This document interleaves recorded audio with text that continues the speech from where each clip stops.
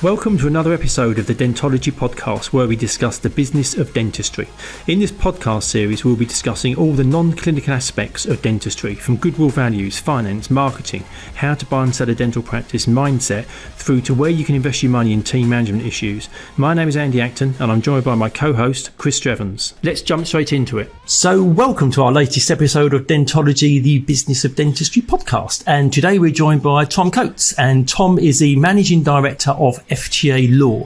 Full disclosure, both Chris and I are both shareholders of FTA Law. We are working together, but we're not involved operationally. That's Tom's domain, and he works with his team. So, welcome, Tom. How are you doing? Very well, thank you. Nice to see you. And, unusually through a screen as opposed to sitting around a table having a chat. Yep. Yes. So you got the blind down. Is it sunny? It is. It's lovely up north. Yeah. Very nice. Look at that. You do get the sun from time to time, despite those stories we get told of it being grim up north. The sun shines on the righteous. That's absolutely. Exactly. Yeah. Before we get into the legal aspects in terms of kind of shifting from being an associate to a practice owner, which is kind of an area of your specialty, what's your background? Kind of, how did you choose to become a solicitor? How did you get into it? What was your pathway through to where you are now? Thinking back, I think my decision to be a solicitor was that was quite a young age. I think whilst I was at school, I think I always knew that's what I wanted to do, because I was always decent at the sort of the written word type. I thought you were going to say arguing. I was going to say, were you argumentative? Is what I was going to say. Yeah, I was good at that as well. So at school, I made that decision, and then usual path: law degree, law school, that sort of thing. Training contract. I actually trained at a high street firm in Hull, of all places. Nice. Basically, it's still hard to get a training contract in the legal profession. Was it when you qualified? It's harder now. Yeah. But it was hard back then. I remember writing 200-300 letters, that sort of thing, trying to get a foot in the door of the offer. And you just need that one interview, and I went where the traiing contract was. Yeah, and there probably were letters. There probably weren't emails or stuff. There were. Yeah, cool. Flip. Yeah, absolutely. Yeah. I remember all the rejection letters coming in through the door on a daily basis. And that did you cheat, Tom, and photocopy one and then just sign them all, or did you sign do 300 individual letters? No, I tried to put some level of personalisation into every letter I sent as well. To be honest, it's one of my gripes, because I'm getting grouchy as I get older. That we still interview people and say, how many firms have you applied to? They say, 2. I've done a couple of online applications. So when you wrote or continue to write letters, was there a point where you thought, bugger it, this is just too hard, I'll go and do something else? Or were you so convinced in yourself that you would be a solicitor, you just kept going, it was just relentless? I think in the interest of probably full disclosure, I didn't work as hard at university as I could or should have done. I could have been in a better position when I came out of university, because some people were there with all their fees paid by a big law firm, and they walked straight into training contracts because they put the graft in at an early stage. So I was always a little bit on the back foot in that regard, because I'd had a little bit too much fun at university. But I stuck at it, and I think I'd got to a point where I'd said I'd give it another 6 months, because obviously you need to, you've been left behind, your friends are starting on their careers, you want to get started in the world of building a career. But thankfully, a couple of things came through, and you grab the opportunities when they come along. Was there any family background at all in the law? Were there people able to kind of support you within the family circle? No, the only person who did sort of with the law was my grandfather. He was a policeman. Right. He was quite high up in West Yorkshire Police. He was the chief superintendent, so he knew a lot of solicitors and lawyers and that sort of thing.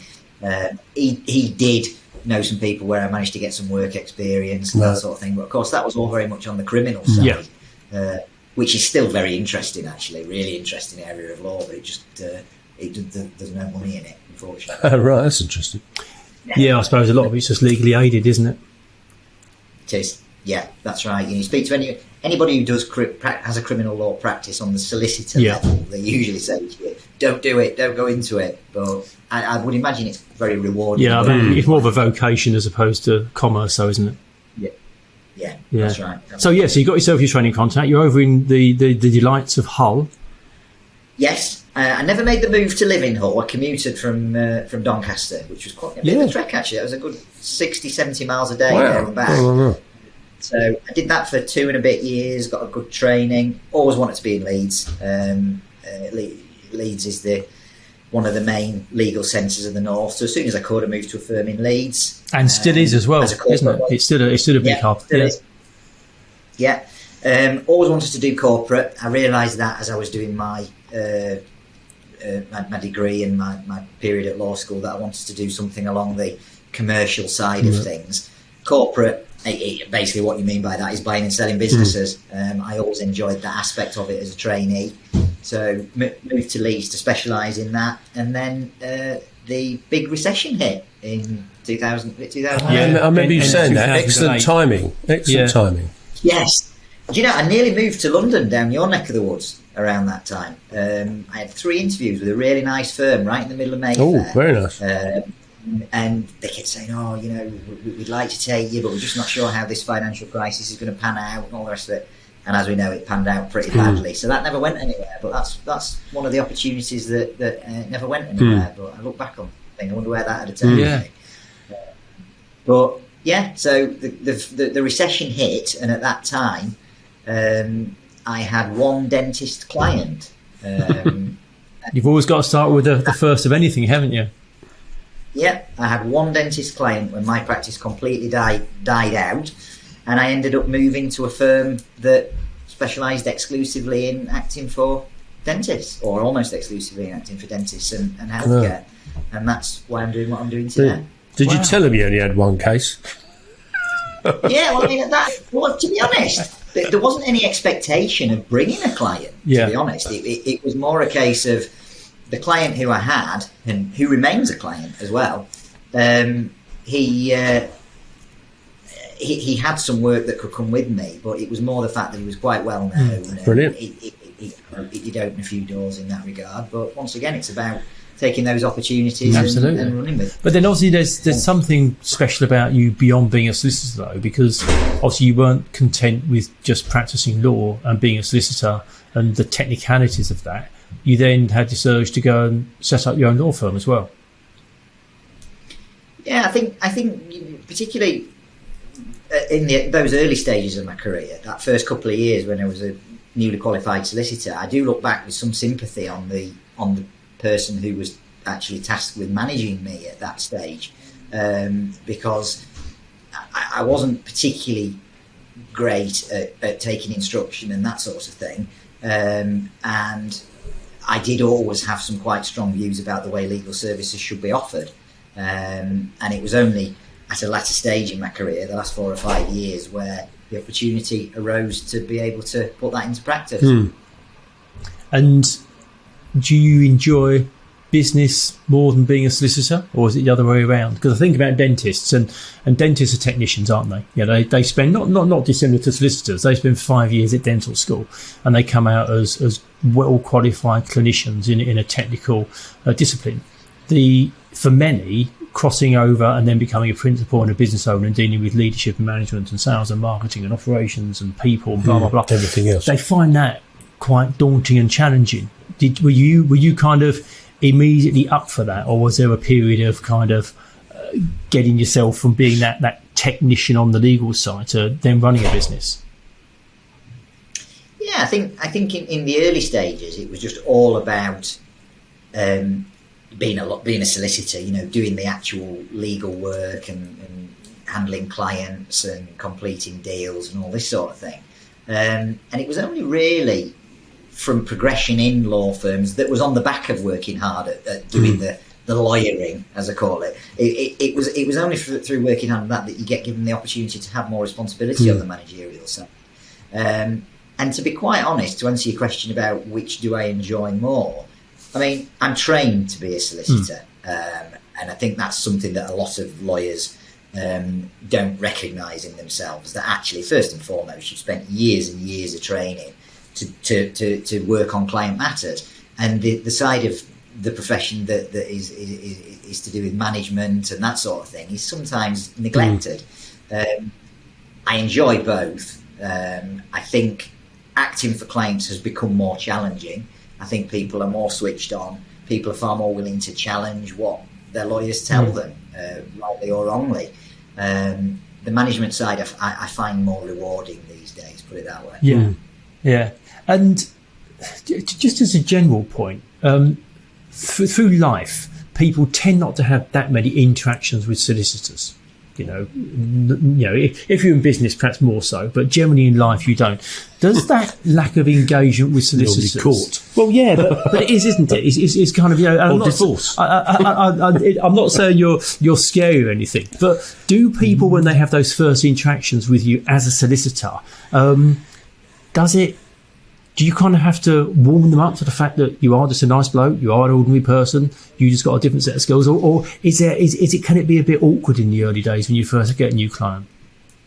I think the biggest worry for most people when they speak to a solicitor is they can't get away from the fact that as soon as the solicitor picks the phone up, it's going to cost them. Yeah. There is often a reluctance for people to speak to us purely because they think it's going to be expensive even to pick the phone up and just have an initial chat. I've no idea what this is costing us today, by the way. Exactly. I'm just watching the counter in the background. Units of 6 minutes. And don't solicitors get thinking time as well, Tom? Thinking time. Let me just think. Oh, that's 6 minutes. On an hourly rate, of course, you know, you could just pick the phone up to your solicitor and say hello and put the phone down again, and that's 6 minutes. So you might as well just keep going for 6 minutes. Hi, how you doing? What's the weather like? so that's a concern, is it? Engaging with the solicitor, they think it's going to be expensive. I think that's the biggest barrier. Is you know, and we try to push all the time. We put a lot of time into people on a no obligation, no cost basis to try and build that relationship with them. Well, that's the first hurdle to get over. And I think, to generalise, it's probably a generational thing. I think perhaps the older generation are more open to accept what the solicitor advises, where I think the younger generation is more prepared to challenge what it's probably because they've looked at it on Google or something. You know, they've searched it on the web and want to make sure that you're using the right precedent, or they're using an old precedent. You know, I think you know, you look at all the traditional professions, even doctors, which, you know, none of us would want to hold ourselves out as being doctors. That's something that nobody can do unless you've been trained to do it. But doctors will get challenged all the time from people who've looked it up on Google and have self-diagnosed. So if it's happening to doctors, it's definitely going to happen to lawyers and accountants, the profession. And how's it changing? I mean, technology, stuff like that, and interactions, obviously through COVID, more Zooming, I'm assuming. Yeah, I think that's right. I think the COVID thing's been very interesting. When the first lockdown happened, as with most professions, everything pivoted towards home working. And you know, you read the headlines, it's the death of the office, it's, you know, this is the future, all the rest of it. And I think as time went on, we sounded out more people in the profession. We sounded out some bigger firms, a lot bigger firms than us. And as more time went on, the more the penny started to drop. Actually, you need to be in the office, at least for some of the time. You can't supervise from home. Yes, you can check work. You can check work to see if it's legally correct or grammatically correct, but supervision goes a long way beyond that. And supervision obviously is a massive issue in law firms. It's high risk, highly regulated. Professional insurance, professional indemnity insurance is stupidly expensive, as you know, and supervision's a massive, massive challenge. So thankfully, the pendulum has swung back in that regard, and I think firms now are moving towards what I always say we were doing anyway, where you can work from home. We have a home working policy. We always had a home working policy, but this role does require some level of office presence. And outside of just the technicalities of supervision, which is, I guess, got the umbrella of regulation that sits over it, did you see any loss of culture and team bonding and team working? Has that got better as a result of everybody coming back in? Massively, yeah. I think that was the thing I disliked the most. Obviously, the supervision comes with its concerns, but the loss of culture was I think we saw the same. We did, yeah. You have to put things in place to bring it back, don't you? Yeah, we had people who joined us during the middle of the pandemic. So I can't imagine what it's like for somebody joining a business where you don't ever actually physically meet your colleagues. You've only met them over Zoom. What a weird time to join a business. So yeah, that was really hard. But we've got it back. We moved offices for that reason. You know, we bucked the trend in that a lot of people consolidated their office space and downsized. Pre-pandemic, we were probably in offices that were too small for our needs. So we actually moved to bigger offices, as you know. So we had a desk for everybody in really nice surroundings for them to return to, and it gave us a really nice springboard to move forward. And interestingly, I know that there's a Zoom room in the office as well. I'd have thought if you'd have said to somebody perhaps only 3 years ago, I think we need a Zoom room, I think people would have thought you were nuts. They probably wouldn't have known what it was. No. I think you're absolutely right. And, you know, the courts are still doing remote hearings and that sort of thing. So that room is getting ever more use, actually, particularly by our litigation team with the court hearings and that sort of thing. Yeah. So, yeah. And that isn't going to change. I don't think, I don't see that returning. What are you finding with calls? I mean, I find it quite interesting. The vast majority of people that I talk to now want a FaceTime or a Zoom or a Teams or a GoToMeeting, which before, it always makes me think about you might remember, because you're sort of nearly old enough, you might not remember. Do you remember that TV show Tomorrow's World? Oh, yeah. And they used to, gadgets of the future. Video phone. And everyone used to go, don't talk nonsense. But now it sort of is here, isn't it? Everyone's, it's almost like if you're going to do a phone call, you're a bit like a poor representative. And are you really ugly, so you don't want to be seen on screen? I find it really bizarre. Should we do a Zoom? Okay. Yeah, absolutely. And I think just on the point you mentioned, Chris, about other changes in the profession, I think the big one is a greater degree of automation, and it's actually coming down from the banking sector. Your big, massive banks are ever more automating due diligence and the due diligence process, and it's frightening to some extent the level of how people are being replaced by algorithms and processes and that sort of thing, and that will find its way. It's already finding its way into I must admit, I saw something, I read an article, it must have been pre-COVID, and whether it's from America, probably is or something, but they were saying that a lot of simple contracts are being sort of effectively written by AI, really, because it's saying, once you've learned and you keep, as you were saying, Tom, once the algorithm starts working, it starts refining it, doesn't it? Which is a real challenge for everybody, really. I suppose in some ways, we spoke to Steve Pratt, who worked for Lloyds Bank for 43 years, and he was talking about his history, and he said that when he first started, the branch he worked in had 95 people in it, and he said that branch is still open today and it's got 5 people.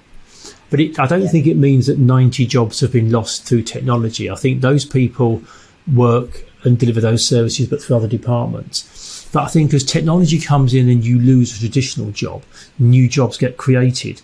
So I think it's more the changing style of work as opposed to as humans we're being made redundant to technology. I think just the things we do change. But like you say, as you get a bit older and you get used to working in a traditional way, it's quite daunting because there seems to be a lot of technology that's doing things that traditionally would have been done from sitting behind a desk. I must admit, all I thought was cheaper Christmas do. I think you're absolutely right. I think the where it will provide a challenge in the legal profession is it will take up the roles which have historically been the foot in the door of the law firm. And you wonder where those relatively menial or admin based people are going to, how they're going to get in future. There will be benefits and challenges. Absolutely. So the podcast is the business of dentistry. So it's your story is great. One of the things that we try to do is deliver a little bit of value to people listening, and the majority of people are from the world of dentistry. So could you perhaps just walk us through those kind of critical hoops to jump through? If you were From a legal point of view, if you're looking to buy a dental practice, what does that look like in terms of that pathway? Because at the moment, as we know from our day jobs, there's lots and lots of associates looking to buy and own dental practices. But for most, they only ever go through that process once in their career. So what does it look like? What are the things that have to happen from a legal point of view? I think the first thing, obviously, they've got to find themselves a practice, and as you know, the market is very, very competitive, and remains so.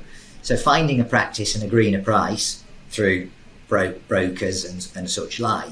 Then you need a solicitor, so you instruct a solicitor. The first thing is to make sure that your solicitor actually has some experience in acting for dentists and dental practice owners. Tom, do you still come across buyers and sellers who, appoint someone who has absolutely no idea about dentistry? Does it still happen?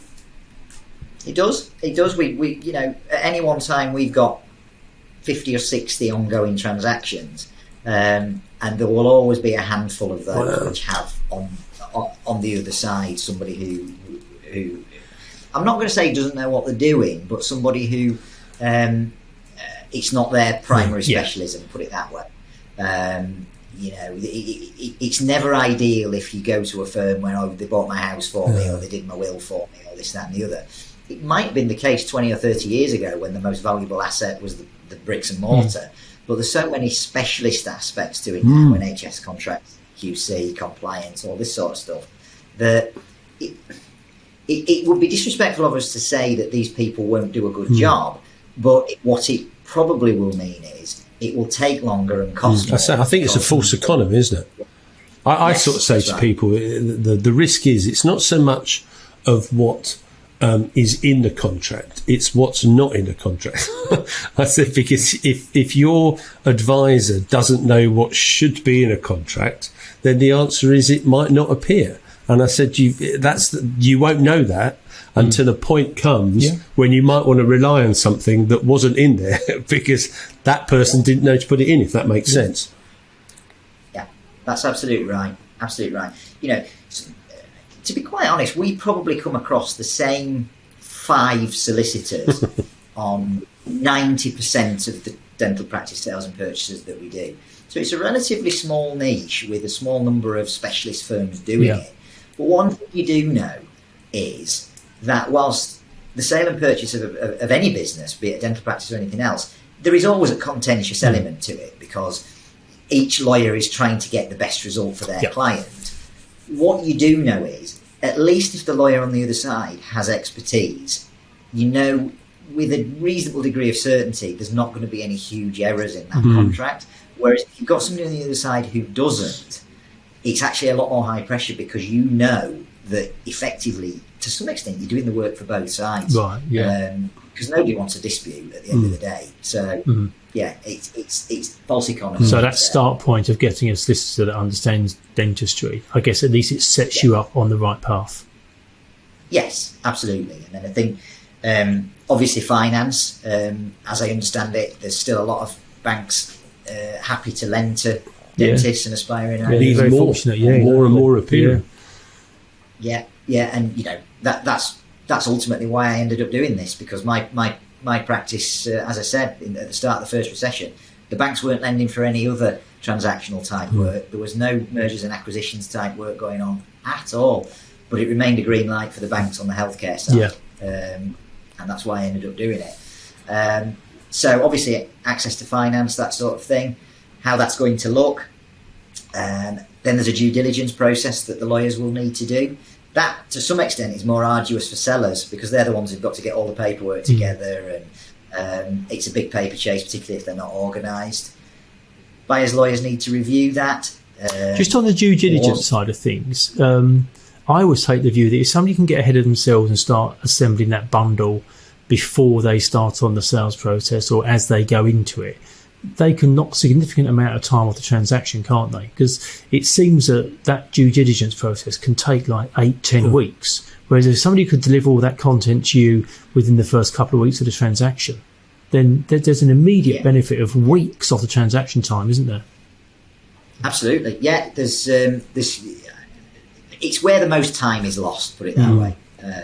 And whilst most buyers' solicitors will reserve the right to raise their own set of enquiries, they're much of a muchness, to be honest.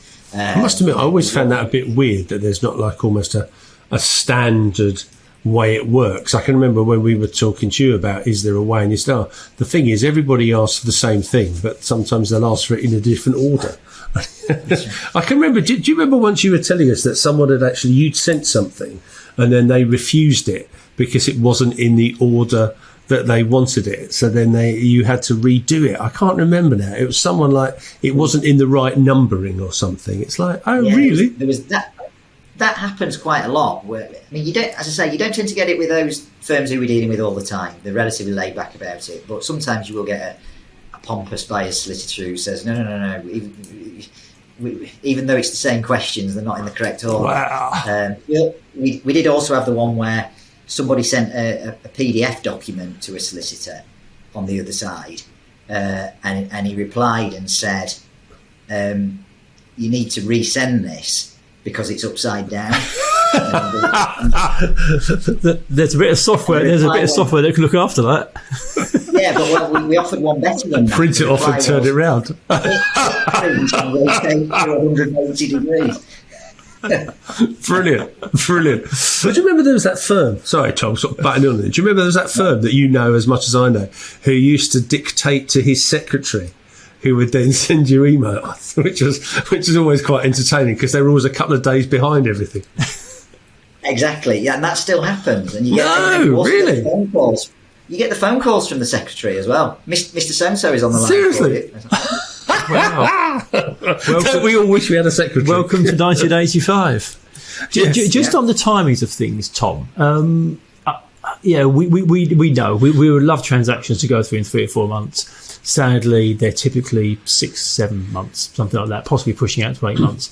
Do you find there's a challenge in keeping your clients motivated through the process? Because there aren't many things you do in your life where you have to stay focused on it for that long. You know, if you're buying, or if you go shopping at Sainsbury's, it's pretty quick. Yeah, even if you buy a car, it's pretty quick. Okay, a house might stretch to a few months. Marriage, but nothing kind of gets into this territory. So is there a challenge in trying to keep the client kind of on board and motivated and doing all the things they need to do, so it doesn't just kind of fizzle out?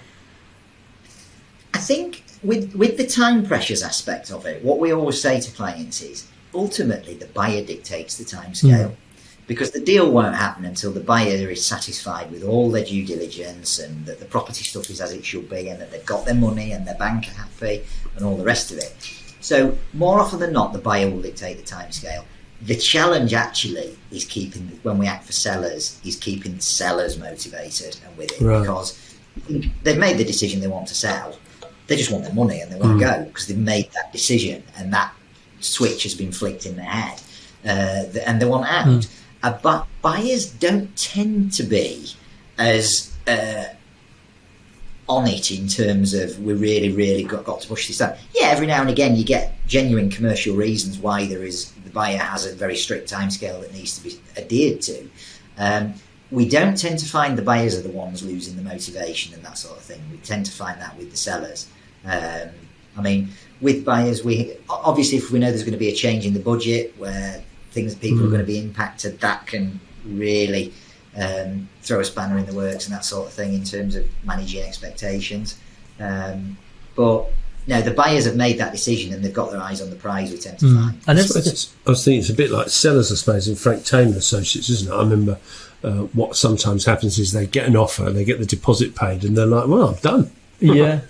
And it's like, no, you've got to do quite a lot now, if only just to keep working until the time it's completed. But we say to them, it's so important they keep their foot on the gas to make sure that the person ends up taking over the practice what they thought they were buying, that they made their offer on, not a watered down version because you've taken it easy for the last 6 months.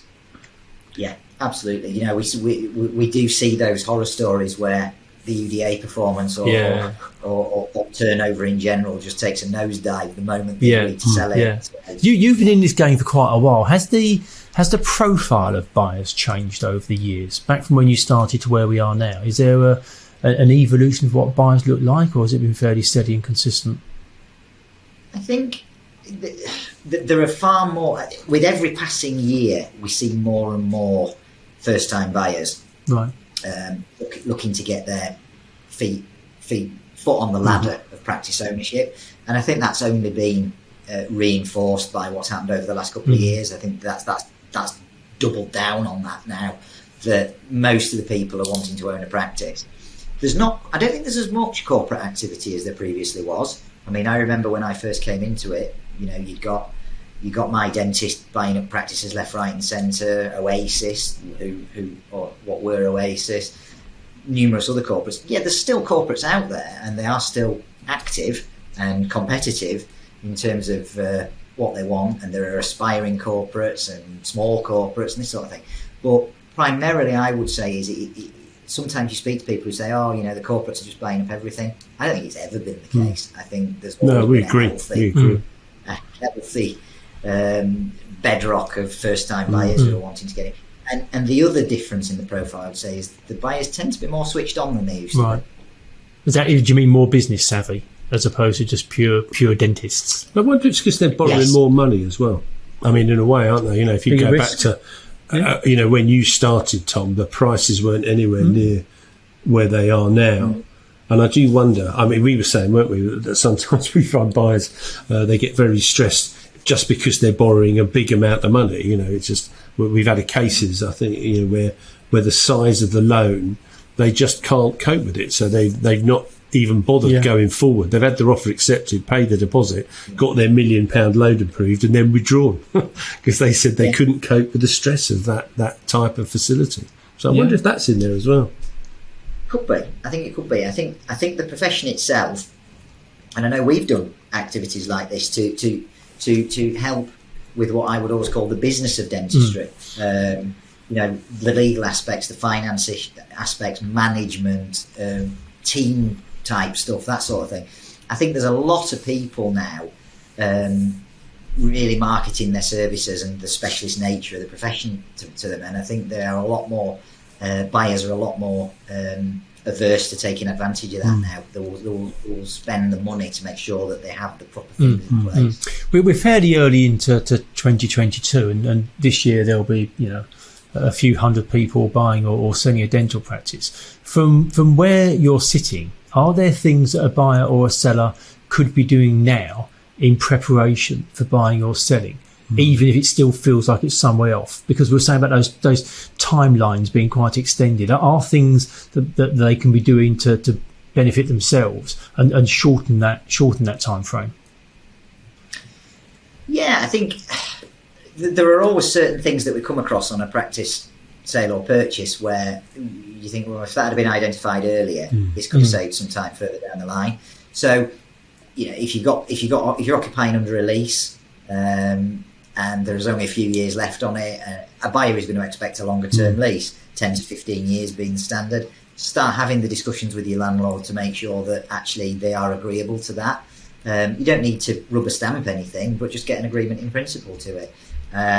If your staff haven't got employment contracts, make sure that your staff have all got the proper contracts, that your associates are engaged on properly drafted associate agreements, because a buyer is going to expect to have legally binding restrictive covenants in place. So all this sort of stuff. And I guess doing something like that now means you're not sweating, it's not awkward, you're not into a sale process, and you're trying to negotiate these contracts almost as part of a bigger picture. You can do it now in the round of business as opposed to it be part of that process.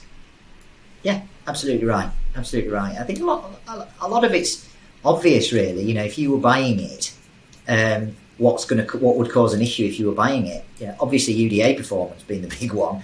Anybody looking to sell this year would be saying to them, well, any practice we're looking to buy or advising clients on purchases, it's the first thing we look at. Have they complied with the COVID stuff, and have they hit the targets and all that kind of thing? So yeah, there's a lot that they can be doing. That's good. We always ask our guests at the end a couple of questions, but before we get to that, without breaching any confidences, have you got any horror stories? Have you got anything that was absolutely horrible that went on? Go on. There's got to be some dirt in there somewhere, isn't there? horror story. If it was vaguely like rude as well. No, certainly no. Well, I can't think of any rude ones, to be honest. Not ones that were our clients, so the ones that you'd know about anyway. Ones that I'll tell. I can not so much a horror story, but something that's becoming ever more of an issue on deals that we're doing at the moment, or have done over the last few years. Is there's a lot of people falling out over what we call completion accounts. Mm-hmm. Right. So if you sell a practice or buy a practice and you do it through a limited company, so you buy and sell the shares in a company rather than buying fixtures, fittings, goodwill. So those are the two ways you can do it, as you know. Post-completion on a company acquisition, there's always a process called completion accounts to be gone through. And if that process is not supported by really good quality accountants who know what they're doing on both sides, they can end up in dispute, and it's happening more and more often. Oh, really? So yeah, it's something where, and I've spoke to other law firms about it as well, and other solicitors, and they're encountering the same thing, that more and more disputes about the numbers post-completion is something That's that interesting. is becoming an issue. Is that anything to do, Tom, with I'm trying to say this very diplomatically, because on some of the accounts that we see, they aren't specialists and they're just almost like glorified bookkeepers. So therefore, anything like a limited company, probably with a completion statement, is maybe a little step too far for them. Would that be sort of where you're coming from, really, of get a decent accountant? I think that's right. You need an accountant who has what we would call transactional experience. No disrespect to the person who's done the annual accounts for the last 20 years. I'm sure that's they've done a cracking job at doing that. But the process that needs to be followed through on a company acquisition or sale is vastly different to that. When you think about it, with a company, you will always have a chunk of money sat there in the company bank account. Yeah. You know, if there's £200,000 worth of cash in there, the seller's going to want that out in the most tax efficient way possible. So they'd like to leave it in and then get the buyer to pay extra. I wonder whether some of it is accountants is an old profession and people tend not to change their accountant. And dentists have only been allowed to incorporate relatively recently. So if you had a book of dental clients, they would have all been sole traders or partners. And then incorporation became quite popular over the last 10, 12 years. So perhaps they've ended up in this category of having more incorporated clients, but never really actually had an incorporated client base. And obviously a limited company operates and behaves very differently than a sole trader.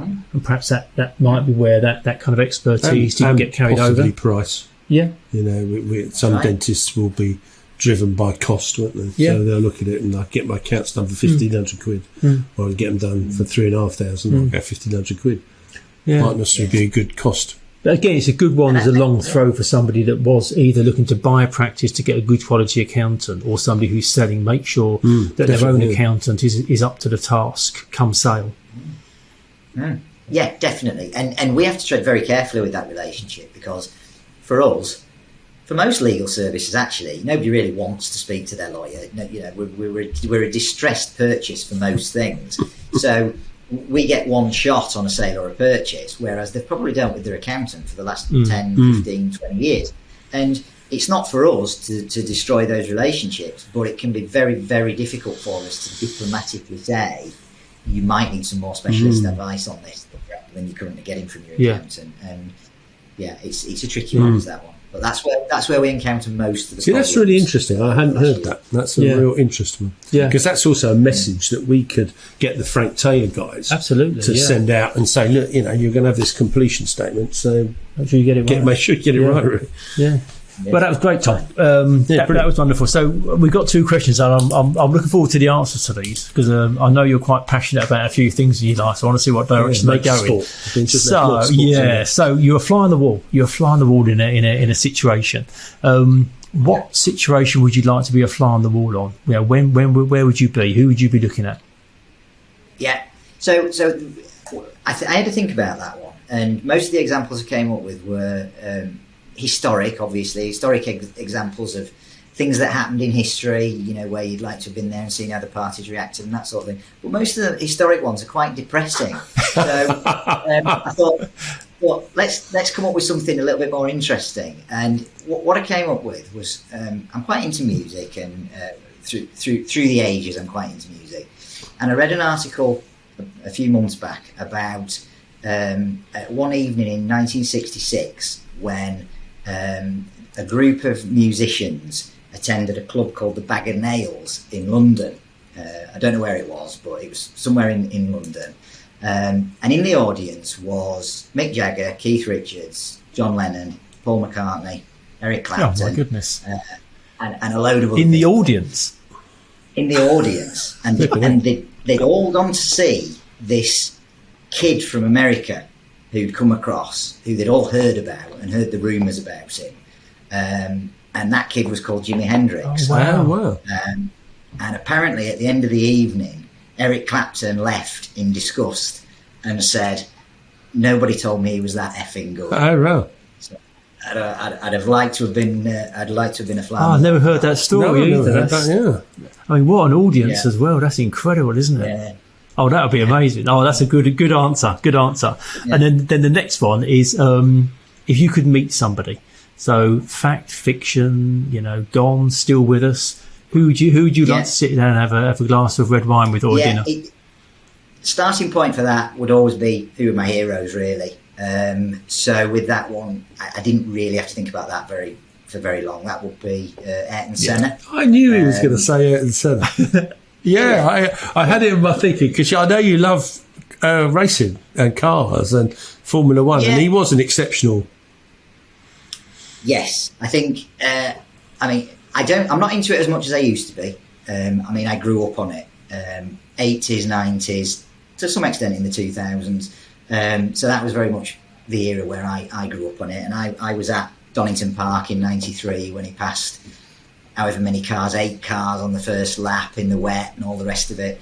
And he was and still is, in my opinion, the greatest of all time. And I know that discussion really does polarise opinion, particularly with all the records that Hamilton's broken and that sort of thing. But I think you can be the greatest and not necessarily win the most awards or medals. I think the way somebody holds themselves on the track, the way they conduct themselves, some of the individual moves that he had. Like I say, I don't think it's necessarily just the titles. I always think the cars were more competitive then, as in the fact they were more similar, as opposed to it now seems like if you've got, $400 million behind you, then you're probably going to do quite well, aren't you? Well, hopefully that's getting level. Hopefully they're levelling that out this season. And I think if you you've also got to look at who they were racing against as well. Hamilton has had a charmed period where he's been in the best car, and you can only beat his teammate, really. You look at who Senna was racing against: multiple world champions, Prost, Piquet, Mansell, and even behind them there was some seriously good race-winning drivers as well. There just isn't that breadth of competition now, I don't think. And you're right, Andy, in terms of the statistical aspect of it. You can't just do it on that. I mean, Sterling Moss would probably be in any aficionado's top few drivers of all time, and he never even won a title. So no, that's great. Tom, absolute pleasure. Absolute Thank you very much. That was a really enjoyable conversation. We weaved around an awful lot, and I'm sure our listeners will take a lot from that, particularly on some of those kind of subtle things that they can be doing if they're buying and selling. And put a personal face on a solicitor. Yeah, exactly. Look, solicitors are nice people. They're nice people, Contrary to what everybody thinks. Yeah, don't get them to think too much. 6 minutes. Lovely. That's great. Cheers, Tom. Brilliant. Thanks very much, mate. Well, that was an enjoyable chat with Tom. It was good to, I think, that solicitor thing, everyone is scared of solicitors, I think, really. And I think to try and put a approachable face on a solicitor, and I think what he said is so true. People don't like talking to him because it's going to cost them money. It's going to cost them money. But also that, it's funny, isn't it? When you kind of dig into someone's past, it gives you kind of insights to who they are and what drives them. And when he said that he drove, it was a 70-mile round trip to get to Hull for his training contract. And then he's somebody that then had the drive and the desire to then go up and set up his own legal practice. It makes you wonder there's connections between the sort of people who are prepared to go above and beyond and do something more, but then also want to achieve something more as well. Well, I think that 300 letters. Yeah. You have to you have to be persistent, don't you? We were sort of saying to our team, weren't we, about being relentless, and that's an epitome of it. And as I say, he's going to have to write 300 letters, not photocopy 300 letters, not copy and paste on a Word document. It's hard graft. 300 letters and post them off. And then also, I think the other thing with that is it's a bit like, what was it, Starbucks or one of those things? The rejection. Your rejection. You got to cope with also the fact of people saying no thanks or people not saying anything. And I also thought some of the tips for buyers and sellers in terms of some of the things you can do to get ready, and when you're going through the sale process, stay committed and trying to get your paperwork lined up in advance. I think the listeners will take a lot from that. It was really good. I think for me, it goes back to preparation. These things take time, so actually spend some time before getting it all together. That's good. It's very useful. That one going out. Yeah, it's great. Brilliant. Thank you for listening to this episode of Dentology, where we discuss the business of dentistry. If you like what you heard, please do subscribe where you found this episode. That would be amazing. And also follow us on Instagram.